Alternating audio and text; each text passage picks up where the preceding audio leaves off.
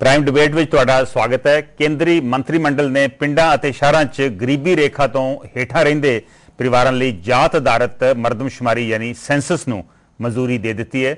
ਇਸ ਸੈਂਸਸ ਦਾ ਅਸਲ ਮਨੋਰਥ ਦੇਸ਼ ਦੇ ਗਰੀਬਾਂ ਅਤੇ ਉਹਨਾਂ ਦੀ ਜਾਤ ਦਾ ਪਤਾ ਲਾਉਣਾ ਹੈ।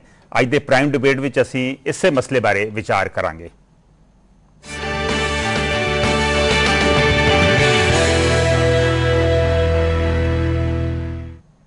ਵਿਕਸਿਤ ਮੁਲਕਾਂ ਵਿੱਚ ਸੈਂਸਸ ਹੀ ਇੱਕ ਅਜਿਹਾ ਸਰੋਤ ਹੈ ਜਿਸ ਰਾਹੀਂ ਲੋਕਾਂ ਨੂੰ ਨੀਤੀਆਂ ਅਤੇ ਦੇਸ਼ ਦੀ ਆਬਾਦੀ ਬਾਰੇ ਜਾਣਕਾਰੀ ਦਿੱਤੀ ਜਾਂਦੀ ਹੈ। 2011 ਚ ਭਾਰਤ ਵਿੱਚ ਹੋ ਰਹੀ ਸੈਂਸਸ ਨਾਲ ਗਰੀਬਾਂ ਦੇ ਨਾਲ-ਨਾਲ ਉਹਨਾਂ ਦੀ ਜਾਤ ਅਤੇ ਧਰਮ ਬਾਰੇ ਵੀ ਪਹਿਚਾਣ ਕੀਤੀ ਜਾਵੇਗੀ। ਇਸ ਮਨਜ਼ੂਰੀ ਨਾਲ ਸਰਕਾਰ ਇਹ ਯਕੀਨੀ ਬਣਾਉਣਾ ਚਾਹੁੰਦੀ ਹੈ ਕਿ ਸਬਸਿਡੀਜ਼ ਦਾ ਲਾਭ ਸੰਬੰਧਿਤ ਲੋਕਾਂ ਤੱਕ ਪਹੁੰਚ ਸਕੇ। ਭਾਵੇਂ ਕਿ ਭਾਰਤ ਇੱਕ ਬਹੁ ਨਸਲੀ, ਬਹੁ ਕੌਮੀ ਅਤੇ ਵੱਖੋ ਵੱਖਰੇ ਸਮਾਜਿਕ ਗਰੁੱਪਾਂ ਦਾ ਸਮੂਹ ਹੈ, ਪਰ ਆਜ਼ਾਦੀ ਤੋਂ ਬਾਅਦ ਭਾਰਤ ਨੇ ਹਮੇਸ਼ਾ ਹੀ ਆਪਣੀ ਅਨੇਕਤਾ ਨੂੰ ਏਕਤਾ ਦੇ ਰੂਪ ਵਿੱਚ ਪੇਸ਼ ਕੀਤਾ ਹੈ ਅਤੇ ਜਾਤ ਆਧਾਰਿਤ ਹੁੰਦੇ ਭੇਦਭਾਵ ਨੂੰ ਰੱਦ ਕੀਤਾ ਹੈ। ਪਰ ਇਸ ਦੇ ਬਾਵਜੂਦ ਵੀ ਦੇਸ਼ ਵਿੱਚ ਬਹੁਤ ਸਾਰੇ ਹਿੱਸਿਆਂ ਵਿੱਚ ਜਾਤ ਸਿਸਟਮ ਅਜੇ ਵੀ ਜਾਰੀ ਹੈ। ਦੇਸ਼ ਦੀ ਆਜ਼ਾਦੀ ਤੋਂ ਬਾਅਦ ਇਹ ਪਹਿਲੀ ਵਾਰ ਹੋ ਰਿਹਾ ਹੈ ਕਿ ਵੱਖੋ ਵੱਖਰੀਆਂ ਜਾਤਾਂ ਅਤੇ ਧਰਮਾਂ ਵਿੱਚ ਗਰੀਬਾਂ ਦੀ ਗਿਣਤੀ ਦਾ ਪਤਾ ਲਗਾਉਣ ਲਈ ਪਹਿਲੀ ਵਾਰ ਜਾਤ ਅਤੇ ਧਰਮ ਆਧਾਰਿਤ ਜਨਗਣਨਾ ਕੀਤੀ ਜਾ ਰਹੀ ਹੈ।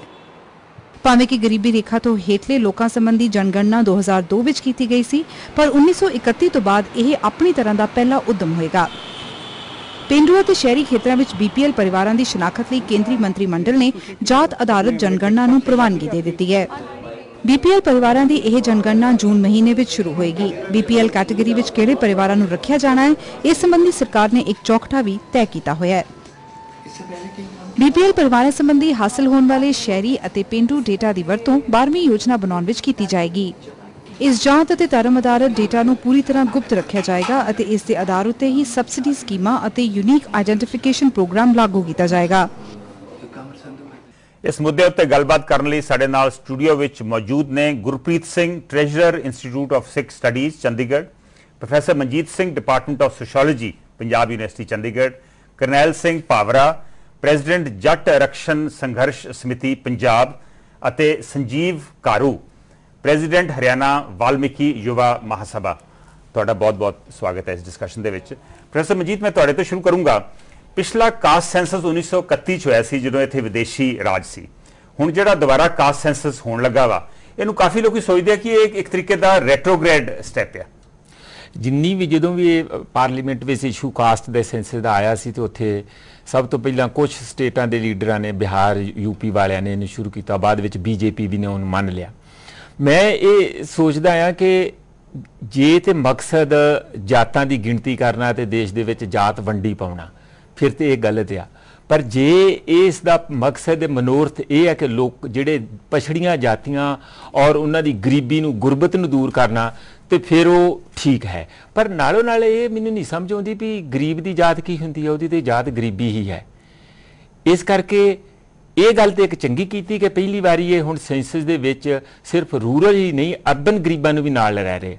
ਪਰ ਗਰੀਬੀ ਜਿਹੜੀ ਆ ਉਹਦੀ ਆਪਣੀ ਕੋਈ ਜਾਤ ਨਹੀਂ ਹੁੰਦੀ।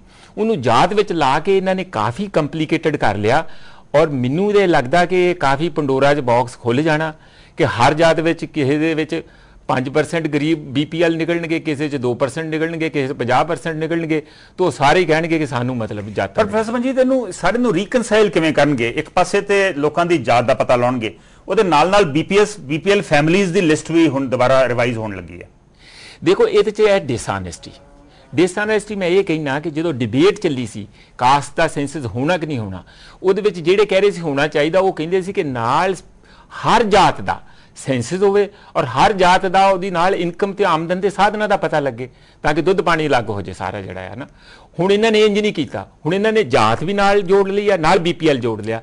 ਇਹ ਤੇ ਬਹੁਤ ਹੀ ਇੱਕ ਕਿਸਮ ਦਾ ਕੰਪਲੀਕੇਟਡ ਔਰ ਜਿਹੜੇ ਇੰਡੀਕੇਟਰ ਬਣਾਏ ਉਹ ਜਿਹੜੇ ਸਾਨੂੰ ਨਹੀਂ ਸਮਝ ਪੈਂਦੇ, ਉਹ ਜਿਹੜੇ ਤੇ ਪਤਾ ਨਹੀਂ ਜਿਹੜੇ ਪਿੰਡਾਂ 'ਚ ਸੈਂਸਸ ਕਰਨਗੇ ਉਹਨਾਂ ਨੂੰ ਕੀ ਸਮਝ ਪੈਣਾ। ਔਰ ਮੋਰ ਓਵਰ ਇਹ ਸਟੇਟਾਂ ਨੇ ਕਰਨੇ ਆ ਔਰ ਸਟੇਟਾਂ ਨੇ ਫਿਰ ਆਪਣੀ ਕਨਵੀਨੀਅੰਸ ਦੇਖਣੀ ਆ। ਤੇ ਮੈਨੂੰ ਤੇ ਲੱਗਦਾ ਕਿ ਜ਼ਿਆਦਾ ਇਹਦੇ ਵਿੱਚ ਪੋਲਿਟਿਕਸ ਹੈ ਤੇ ਘੱਟ ਗਰੀਬੀ ਦੂਰ ਕਰਨ ਦਾ ਮਕਸਦ ਹੈ। ਭਾਵਰਾ ਜੀ, ਹਰਿਆਣਾ ਦੇ ਵਿੱਚ ਤੇ ਅਸੀਂ ਸੁਣਿਆ ਸੀਗਾ ਜਾਟ ਆਰਕਸ਼ਣ ਸੰਘਰਸ਼ ਸਮਿਤੀ। ਪੰਜਾਬ ਦੇ ਵਿੱਚ ਜੱਟਾਂ ਦੀ ਹਾਲੇ ਕੋਈ ਇਹੋ ਜਿਹੀ ਗੱਲਬਾਤ ਅਸੀਂ ਸੁਣੀ ਨਹੀਂ ਸੀ ਹੁਣ ਤੱਕ।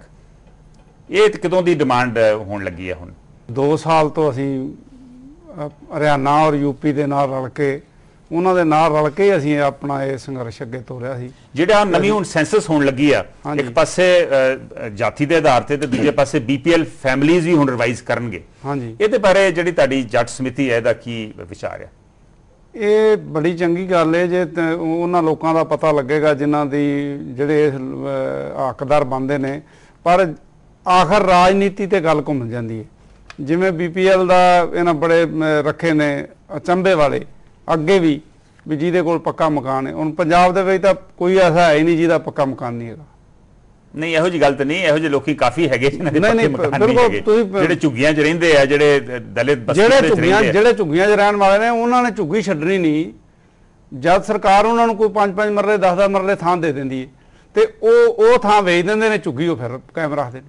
ਉਹਨਾਂ ਨੂੰ ਝੁੱਗੀ ਨਾਲ ਹੀ ਲਾਭ ਹੈ। ਜੇ ਪੰਜਾਬ ਦੇ ਵਿੱਚ ਇੰਨੀ ਜ਼ਮੀਨ ਲਾਟ ਹੋਈ ਗਰੀਬਾਂ ਨੂੰ ਵੀ ਛੱਡ ਦੋ ਗੱਲ, ਹਰ ਇੱਕ ਨੂੰ 5-5 ਕਿੱਲੇ ਪਲਾਟ ਮਿਲੇ ਨੇ, ਔਰ ਪਲਾਟ ਮਿਲਣ ਤੋਂ ਪਹਿਲਾਂ 5-5 ਕਿੱਲੇ ਵੇਚ ਦਿੱਤੇ। ਪਰ ਉਹਨਾਂ ਦੀ ਮਜਬੂਰੀ ਵੀ ਹੋ ਸਕਦੀ ਹੈ ਨਾ ਕਿ ਉਹਨਾਂ ਨੇ ਕਿਉਂ ਵੇਚੇ, ਜਿਹਨਾਂ ਨੇ ਜ਼ਮੀਨ ਦਿੱਤੀ ਆ ਉਹਨਾਂ ਨੇ ਫੇਰ ਵੇਚ ਕੇ ਉਹ ਫੇਰ ਝੁੱਗੀਆਂ ਚਲੇ ਗਏ। ਕੋਈ ਬੰਦਾ ਮਜਬੂਰੀ ਨਾਲ ਹੀ ਜਾਂਦਾ ਨਾ ਉੱਥੇ, ਕਿਸੇ ਨੂੰ ਸ਼ੌਕ ਤੇ ਸ਼ਾਇਦ ਤੁਹਾਡਾ ਫਿਰੋਜ਼ਪੁਰ ਪ੍ਰੈਸ ਰਿਪੋਰਟਰ ਹੈਗਾ ਜੀ, ਉਹਨੂੰ ਤੁਸੀਂ ਉਹਦੀ ਡਿਊਟੀ ਲਾ ਦਿਓ, ਉਹ ਉੱਥੇ ਦੇਖ ਲਵੇ ਵੀ ਫਿਰੋਜ਼ਪੁਰ ਦੇ ਵਿੱਚ ਸਾਰੇ ਜਿੰਨੇ ਝੁੱਗੀਆਂ ਵਾਲੇ ਸੀ, ਹਾਲਾਂਕਿ ਉਹ ਪਤਾ ਨਹੀਂ ਕਿਹੜੇ ਸਟੇਟ 'ਚੋਂ ਉੱਠ ਕੇ ਆਏ ਨੇ, ਉਹਨਾਂ ਦਾ ਪੰਜਾਬ ਨਾਲ ਸੰਬੰਧ ਵੀ ਕੋਈ ਨਹੀਂ, ਤੇ ਉਹਨਾਂ ਨੂੰ 5-5 ਮਰਲੇ ਥਾਂ ਮਿਲ ਗਈ। ਖੈਰ ਪੰਜਾਬ ਨਾਲ ਸੰਬੰਧ ਤੇ ਹੋ ਗਿਆ ਜੇ ਇੱਥੇ ਰਹਿਣ ਲੱਗ ਪਏ। ਮਨਜੀਤ ਜੀ ਤੁਸੀਂ ਕੋਈ ਕਹਿਣ ਲੱਗੇ? ਇੰਦਰਾ ਆਵਾਸ ਯੋਜਨਾ ਦੇ ਤਹਿਤ ਉਹਨਾਂ ਨੂੰ ਬਾਹਰ ਪਲਾਟ ਦਿੱਤੇ ਜੀ। ਜੋ ਤੁਸੀਂ ਪਲਾਟ ਦੇ ਦਿੱਤੇ ਸ਼ਹਿਰ ਤੋਂ, ਪਿੰਡ ਤੋਂ 5 ਕਿਲੋਮੀਟਰ ਬਾਹਰ ਪਿੰਡਾਂ ਤੋਂ, ਉੱਥੇ ਜਾ ਕੇ ਰਹਿਣਗੇ ਕੀ, ਕਰਨਗੇ ਕੀ? ਤੇ ਜੇ ਤੇ ਉਹ ਪਿੰਡ ਵਿੱਚ ਜਗ੍ਹਾ ਦਿੱਤੀ ਜਾਵੇ ਜਿੱਥੇ ਫਿਰਨੀ ਦੇ ਨਾਲ ਜਗ੍ਹਾ ਦਿੱਤੀ ਜਾਵੇ, ਮਰਲੇ ਥਾਂ ਨਹੀਂ 5-5 ਕਿੱਲੇ ਜ਼ਮੀਨ ਦਿੱਤੀ, ਔਰ ਇੰਦਰਾ ਗਾਂਧੀ ਦੇ ਤਾਕਤ ਆਉਣ ਤੋਂ ਪਹਿਲਾਂ ਸਰ ਮੈਂ ਲੈਂਡ ਰਿਫਾਰਮ ਤੇ ਕੰਮ ਕੀਤਾ। 5-5 ਕਿੱਲੇ ਜੇ ਜ਼ਮੀਨ ਮਿਲਣੀ ਹੁੰਦੀ, ਇਸ ਵੇਲੇ ਵੀ 98% ਦੇ ਲਗਭਗ ਦਲਿਤ ਆ ਉਹ ਲੈਂਡਲੈਸ ਹੈ ਪੰਜਾਬ ਦੇ ਵਿੱਚ। ਇਸ ਤਰ੍ਹਾਂ ਬਾਬਰਾ ਜੀ ਉਹ ਸਾਰੇ ਸ਼ਾਇਦ ਕਈ ਪਰਿਵਾਰਾਂ ਨੂੰ ਇਕੱਠੀ ਹੋ ਕੇ ਦਿੱਤੀ, ਜ਼ਮੀਨ ਇੱਕ ਨੂੰ ਥੋੜਾ ਦਿੱਤੀ। ਹਾਂ, ਜੇ ਉਹਦੇ 3 ਲੜਕੇ ਸੀ, साढ़े को रिकॉर्ड है। दारू साहब, वाल्मीकि सभा का इस इशू के ऊपर जो जैसे कंबाइंड सी सेंसस होने वाली है, इसके ऊपर क्या विचार है? हाँ, बिल्कुल स्पष्ट हमारा मत है इसमें कि जाति आधारित जनगणना जो देश में तकरीबन 80 साल के बाद जी सरकार इतने सालों के बाद जागी है, जाहिर सी बात है कि भारत का जो असली नक्शा है, भारत का जो असली चेहरा है, वो अब लोगों के सामने आएगा। उसका कारण सबसे बड़ा ये है कि कितने लोग किस विशेष समुदाय से हैं, किस जाति से हैं, किस आर्थिक स्थिति में वो रह रहे हैं, किस सामाजिक परिस्थितियों से वो गुजर रहे हैं, वो सारा इन आंकड़ों के बाद ही देश का असली चेहरा लोगों के सामने आ पाएगा। इसका स्वागत करते हैं। बिल्कुल, हम इसका स्वागत करते हैं, क्योंकि देश के अंदर आज की तारीख में जो बात उठकर आती है कि लोग गरीब हैं, लोग बिलो पॉवर्टी लाइन के नीचे हैं और लोग आर्थिक आधार की बात करते हैं, तरह तरह के अपने लोगों ने अपने मुद्दे बना रखे हैं। शुक्र है कि कांग्रेस पार्टी की जो सरकार है आज की तारीख में, चाहे वो देर से जागी, लेकिन वो विपक्ष का जो दबाव रहा है कांग्रेस सरकार के ऊपर, और ये तो बहुत पहले हो जाना चाहिए था। जब तक आंकड़े हमारे पास नहीं होंगे, हमारे पास योजनाएं नहीं बन पाएंगी, योजनाएं नहीं बन पाएंगी, हम फंड्स इकट्ठे नहीं कर पाएंगे। और मानना कि ये बहुत पहले हो जाना चाहिए, बहुत पहले हो जाना चाहिए। ਜਿਹੜੇ ਸਿੱਖ ਸੰਸਥਾਵਾਂ ਵਾ ਉਹਨਾਂ ਦੇ ਬਾਰੇ ਕੀ ਵਿਚਾਰ ਆ? ਐਸਜੀਪੀਸੀ ਨੇ ਤੇ ਉਹਨਾਂ ਨੇ ਕਿਹਾ ਤਾਂ ਵੀ ਉਹ ਇਹਦੇ ਖਿਲਾਫ ਹੈਗੇ ਆ। ਉਹਨਾਂ ਨੇ ਕਿਹਾ ਵਾ ਕਿ ਕਿਉਂਕਿ ਸਿੱਖੀ ਦੇ ਵਿੱਚ, ਸਿੱਖਾਂ ਦੇ ਵਿੱਚ ਜਾਤ ਪਾਤ ਨਹੀਂ ਹੁੰਦਾ, ਇਸ ਕਰਕੇ ਉਹਨਾਂ ਕਿਹਾ ਵੀ ਉਹ ਇਹਦੇ ਨਾਲ ਸਹਿਮਤ ਨਹੀਂ ਹੈਗੇ। ਪਰ ਤੁਹਾਨੂੰ ਲੱਗਦਾ ਨਹੀਂ ਗਾ ਵੀ ਇਹ ਬਹੁਤ ਇੱਕ ਥਿਓਰੀਟੀਕਲ ਜੀ ਗੱਲ ਹੈਗੀ ਆ? ਅਸਲੀਅਤ ਦੇ ਵਿੱਚ ਸਾਨੂੰ ਸਭ ਨੂੰ ਪਤਾ ਵਾ ਸਾਰੇ ਧਰਮਾਂ ਦੇ ਵਿੱਚ ਜਾਤਵਾਦ ਜਿਹੜਾ ਵਾ ਇਹ ਪ੍ਰਚਲਿਤ ਹੈ। ਵੈਲ ਹੈ ਤੇ ਪ੍ਰਚਲਿਤ ਜੀ, ਬਟ ਹੋਣਾ ਨਹੀਂ ਚਾਹੀਦਾ। ਜਿੱਦਾਂ ਤੁਸੀਂ ਗੱਲ ਕਹੀ ਹੈ ਕਿ ਐਸਜੀਪੀਸੀ ਨੇ ਮੇਬੀ ਜਸਟ ਪਬਲਿਕ ਕੰਜ਼ੰਪਸ਼ਨ ਲਈ ਇਹੋ ਜਿਹੇ ਸਟੇਟਮੈਂਟਾਂ ਦੇ ਦਿੰਦੇ ਨੇ, ਬਟ ਫੈਕਚੁਅਲੀ ਉਹਨਾਂ ਨੂੰ ਇਸ ਚੀਜ਼ ਦੇ ਉੱਤੇ ਵੀ ਫੋਲੋ ਕਰਨਾ ਚਾਹੀਦਾ ਹੈ। ਵਾਕਈ ਸਿੱਖੀ ਦੇ ਵਿੱਚ ਜਾਤ ਪਾਤ ਦੀ ਕੋਈ ਥਾਂ ਨਹੀਂ ਹੈ। ਸੋ ਮੈਂ ਤੇ ਇਹ ਸਮਝਦਾ ਕਿ ਜਿਹੜਾ ਇਹ ਹੁਣ ਸੈਂਸਸ ਹੋ ਰਿਹਾ ਹੈ, ਹਾਂ ਜ਼ਰੂਰ ਹੋਣਾ ਚਾਹੀਦਾ ਸੀਗਾ ਇਕਨੋਮਿਕ ਬੇਸਿਸ ਦੇ ਉੱਤੇ। ਗੁੱਡ ਥਿੰਗ ਜਿਹੜੀ ਹੁਣੇ ਪਤਾ ਲੱਗੀ ਹੈ ਕਿ ਵੀ ਇਹ ਜਿਹੜਾ ਸੈਂਸਸ ਹੋਣਾ ਹੈ, ਇਹਦੇ ਜਿਹੜੇ ਰਿਜ਼ਲਟ ਨੇ ਉਹ ਗੁਪਤ ਰੱਖੇ ਜਾਣਗੇ। ਮੇਰੀ ਅਪੀਲ ਇਹ ਹੈ, ਕਿਉਂਕਿ ਜਾਤ ਜਿਹੜੀ ਹੈ, ਜਾਤ ਪਾਤ, ਇਹ ਐਕਚੁਅਲੀ ਲੋਕਾਂ ਨੂੰ ਪਾੜ ਦਿੰਦੀ ਹੈ। ਇਹ you look at the other person ਕਿ ਇਹ ਦੂਜੀ ਬਰਾਦਰੀ ਨੂੰ ਬਿਲੋਂਗ ਕਰਦਾ ਹੈ, ਇਹ ਮੇਰੀ ਬਰਾਦਰੀ ਦਾ ਹੈ, ਇਹ ਮੇਰੇ ਵੱਲ ਦਾ ਹੈ, ਇਹ ਉਹਨਾਂ ਦਾ ਵੱਲ ਦਾ ਹੈ। ਇਹ ਸਾਡੇ ਤੇ ਸਿੱਧੀ ਗੱਲ ਹੈ ਜੀ। ਮਾਨਸਿਕ ਜਾਤ ਨਾਲ ਇਹ ਪ੍ਰਤੀਗਾਮੀ ਕਦਮ ਆ, ਰੈਟਰੋਗ੍ਰੇਡ ਸਟੈਪ ਆ। Definitely. I do not think any educated, any well-to-do nation of the world ਉਹਦੇ ਵਿੱਚ ਇੱਥੇ ਕੋਈ ਜਾਤ ਪਾਤ ਦੀ ਗੱਲ ਹੋਵੇ। ਪਰ ਜੇ ਸਿੱਖ ਸੰਸਥਾਵਾਂ ਇਹਦੇ ਨਾਲ ਇਹਦੇ ਵਿੱਚ ਨਹੀਂ ਲੈਣਗੀਆਂ ਤੇ ਉਹ ਇਹ ਸਾਰੀ ਐਕਸਰਸਾਈਜ਼ ਦੇ ਵਿੱਚੋਂ ਬਾਹਰ ਨਹੀਂ ਹੋ ਜਾਣਗੀਆਂ, ਵਾਂਝੀਆਂ ਹੋ ਜਾਣਗੀਆਂ। ਦੇਖੋ ਜੀ, ਅਸੀਂ ਤੇ ਸਾਡੇ ਉੱਥੇ ਵੀ ਹੋਇਆ ਸੀਗਾ ਇੰਸਟੀਚਿਊਟ ਦੇ ਵਿੱਚ, ਪਿੱਛੇ ਨਾਨਕ ਸਿੰਘ ਮਿਨਿਸਟਰ ਆਏ ਸੀਗੇ ਹੈਦਰਾਬਾਦ ਤੋਂ, ਉਹ ਕਹਿ ਰਹੇ ਸੀਗੇ ਕਿ ਜੀ ਸਾਨੂੰ ਵੀ ਸ਼ਡਿਊਲ ਕਾਸਟ ਦਾ ਲੈਣਾ ਚਾਹੀਦਾ ਹੈ ਇਹਦਾ ਫਾਇਦਾ, ਕਿਉਂਕਿ ਸਾਡੇ ਬੰਦੇ ਕਿਉਂ ਇਸ ਤੋਂ ਵਾਂਝੇ ਰਹਿ ਜਾਣ। ਤੇ ਮੈਂ ਉੱਥੇ ਇਹੀ ਗੱਲ, ਮੈਨੂੰ ਉਹਨੇ ਸੇਵਾ ਦਿੱਤੀ ਸੀਗੀ, ਮੈਂ ਇਹਨੂੰ ਇਹੀ ਗੱਲ ਕਹੀ ਸੀਗੀ, ਮੈਂ ਕਿਹਾ ਆਮ ਸੌਰੀ, ਤੁਸੀਂ ਪਹਿਲਾਂ ਆਪਣੇ ਆਪ ਸਪਸ਼ਟ ਹੋ ਜਾਓ, ਤੁਸੀਂ ਗੁਰੂ ਦੀ ਗੱਲ ਤੋਂ ਤੁਸੀਂ ਮੁਨਕਰ ਨਹੀਂ ਹੋ ਸਕਦੇ। ਜਦੋਂ ਗੁਰੂ ਨੇ ਕਿਹਾ ਕਿ ਵੀ ਕੋਈ ਜਾਤ ਪਾਤ ਨਹੀਂ ਹੈ, ਤੇ ਆਪਾਂ ਵੀ ਕੈਨੋਟ ਸੇ ਕਿ we for getting benefit from the state. ਜਿਹੜੇ ਲੋਕ ਸਿੱਖ ਵੀ ਨੇ ਔਰ ਉਹਨਾਂ ਨੂੰ ਕੇਂਦਰ ਸਰਕਾਰ ਜਾਂ ਸਟੇਟ ਸਰਕਾਰ ਵੱਲੋਂ ਲਾਭ ਮਿਲਦੇ ਨੇ ਸ਼ਡਿਊਲ ਕਾਸਟ ਦੇ, ਉਹ ਸ਼੍ਰੋਮਣੀ ਗੁਰਦੁਆਰਾ ਪ੍ਰਬੰਧਕ ਕਮੇਟੀ ਦੇ ਮੈਂਬਰ ਵੀ ਨੇ, ਔਰ ਉਹਨਾਂ ਦੇ ਸਾਰੇ ਬੱਚੇ ਜਿਹੜੇ ਨੇ ਉਧਰ ਦਾ ਲਾਭ ਲੈ ਕੇ ਉਹ ਭਰਤੀ ਵੀ ਹੋਏ ਨੇ। ਇਹ ਕੇਵਲ ਤੇ ਕੇਵਲ ਇੱਕ ਅੱਧੀ ਜਾਤ ਜਿਵੇਂ ਜਾਟੇ ਜਾਂ ਰੋੜੇ ਸਿੱਖ ਨੇ, ਉਹਨਾਂ ਨੂੰ ਹੀ ਐ ਮਹਿਸੂਸ ਹੁੰਦਾ ਵੀ ਸਾਨੂੰ ਕੋਈ ਲਾਭ ਕੇਂਦਰ ਸਰਕਾਰ ਤੋਂ ਮਿਲ ਗਿਆ ਤੇ ਪਤਾ ਨਹੀਂ ਕੀ ਆਖਰ ਆ ਜਾਏਗੀ। ਜਿੰਨੇ ਵੀ ਜੇ ਚਮਾਰ ਸਿੱਖ ਨੇ ਤੇ ਉਹ ਅੰਮ੍ਰਿਤਧਾਰੀ ਨੇ। ਹਾਲਾਂਕਿ ਸ਼੍ਰੋਮਣੀ ਅਕਾਲੀ ਦਲ ਨੇ, ਸ਼੍ਰੋਮਣੀ ਗੁਰਦੁਆਰਾ ਪ੍ਰਬੰਧਕ ਕਮੇਟੀ ਨੇ, ਭਾਰਤ ਸਰਕਾਰ ਨੇ ਤਾਂ 1953 ਚ ਇਹਨਾਂ ਨੂੰ ਲਾਭ ਦਿੱਤੇ ਨੇ, ਤੇ ਸ਼੍ਰੋਮਣੀ ਗੁਰਦੁਆਰਾ ਪ੍ਰਬੰਧਕ ਕਮੇਟੀ ਨੇ ਇਹਨਾਂ ਦੀ ਬੜੀ ਪਹਿਲੋਂ ਲੜਾਈ ਲੜੀ, ਮੰਨਤਾਂ ਨਾਲ ਲੜਾਈ ਇਸੇ ਗੱਲ ਦੀ ਸੀ। ਸੋ ਤੁਹਾਡਾ ਮਤਲਬ ਹੈ ਵੀ ਇਹ ਬੜੀ ਕਾਲਪਨਿਕ ਜੀ ਗੱਲ ਹੈ, ਵੈਸੇ ਰਿਐਲਿਟੀ ਦੇ ਵਿੱਚ ਜੇ ਜਾਤ-ਪਾਤ ਹੈ ਵਾ ਤੇ ਉਹਨੂੰ ਫੇਸ ਕਰਨਾ ਚਾਹੀਦਾ। ਬਿਲਕੁਲ ਆਇਆ। ਔਰ ਸ਼੍ਰੋਮਣੀ ਗੁਰਦੁਆਰਾ ਪ੍ਰਬੰਧਕ ਕਮੇਟੀ ਦੇ ਮੈਂਬਰ ਜਿਹੜੇ ਸ਼ਡਿਊਲ ਕਾਸਟ ਹੈਗੇ ਨੇ, ਉਹ ਭਾਰਤ ਸਰਕਾਰ ਦੇ, ਰਾਜ ਸਰਕਾਰ ਦੇ ਲਾਭ ਲੈ ਰਹੇ ਨੇ। ਪ੍ਰੋਫੈਸਰ ਮਨਜੀਤ, ਇਹਦੇ ਨਾਲ ਤੁਹਾਨੂੰ ਨਹੀਂ ਲੱਗਦਾ ਕਿ ਬਹੁਤ ਕਈ ਮੁਸ਼ਕਲਾਂ ਆ ਜਾਣਗੀਆਂ, ਕਿਉਂਕਿ ਇਹ ਜਿਹੜੀ ਐਕਸਰਸਾਈਜ਼ ਹੋਣ ਜਾ ਰਹੀ ਹੈ, ਜਿਹੜੀ ਜਨਗਣਨਾ ਹੋਣ ਜਾ ਰਹੀ ਹੈ, ਤੇ 3-4 ਆਰਗੇਨਾਈਜੇਸ਼ਨਸ ਇਨਵੋਲਡ ਹੈ, 2 ਤੇ ਮਿਨਿਸਟਰੀਆਂ ਇਨਵੋਲਡ ਹੈ, ਮਿਨਿਸਟਰੀ ਆਫ ਰੂਰਲ ਡਿਵੈਲਪਮੈਂਟ ਤੇ ਮਿਨਿਸਟਰੀ ਆਫ ਅਰਬਨ ਪਾਵਰਟੀ ਐਲੀਵੀਏਸ਼ਨ, ਔਰ ਇਹਦੇ ਨਾਲ ਰਜਿਸਟਰਾਰ ਜਨਰਲ ਦਾ ਦਫ਼ਤਰ ਵੀ ਇਹਦੇ ਵਿੱਚ ਇਨਵੋਲਡ ਹੈ। ਇਹ ਸਾਰੀ ਪ੍ਰੋਸੈਸ ਕਿਵੇਂ ਹੋਊਗਾ?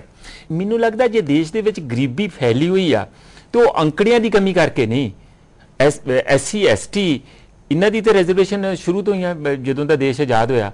ਪਰ ਜੇ ਦੇਸ਼ ਦੇ ਵਿੱਚ ਸਭ ਤੋਂ ਗਰੀਬ ਇਸ ਵੇਲੇ ਹੈਗੇ ਆ ਉਹ SC ST ਅਜੇ ਵੀ ਹੈਗੇ, ਰਾਦਰ ਗਰੀਬ ਹੀ ਨਹੀਂ, ਉਹਨਾਂ ਨੂੰ ਲਗਾਤਾਰ ਵਿਕਟ ਕੀਤਾ ਜਾ ਰਿਹਾ, ਉਹਨਾਂ ਦੀਆਂ ਜ਼ਮੀਨਾਂ ਤੋਂ ਉਹਨਾਂ ਨੂੰ ਮਤਲਬ ਬਰਖਾਸਤ ਕੀਤਾ, ਜਿਵੇਂ ਇਹਨਾਂ ਗਾਰੂ ਸਾਹਿਬ ਨੇ ਕਿਹਾ ਵੀ ਹੈ ਹੁਣੇ। ਹਾਂਜੀ, ਮੇਰਾ ਇਹ ਕਹਿਣ ਦਾ ਮਤਲਬ ਹੈ ਕਿ ਕਿਤੇ ਕਿਸੇ ਲੈਵਲ ਤੇ ਅਸੀਂ ਪਾਵਰਟੀ ਨੂੰ ਅਖਾੜਨ ਦੀ ਜਗ੍ਹਾ ਉਹਨੂੰ ਇੱਕ ਬਿਜ਼ਨਸ ਬਣਾ ਲਿਆ, ਔਰ ਉਹਦੇ ਚੋਂ ਪੋਲੀਟੀਕਲ ਕੈਪੀਟਲ ਮਾਈਲੇਜ ਲੈਣ ਲਈ ਕਿ ਕਿਤੇ ਗਰੀਬ ਖਤਮ ਨਾ ਹੋ ਜਾਣ, ਗਰੀਬੀ ਖਤਮ ਨਾ ਹੋ ਜਾਏ, ਤਾਂ ਕਿ ਸਾਡਾ ਸਿਸਟਮ ਜਿਹੜਾ ਪੋਲੀਟੀਕਲ ਸਿਸਟਮ ਆ ਉਹਦੇ ਵਿੱਚ।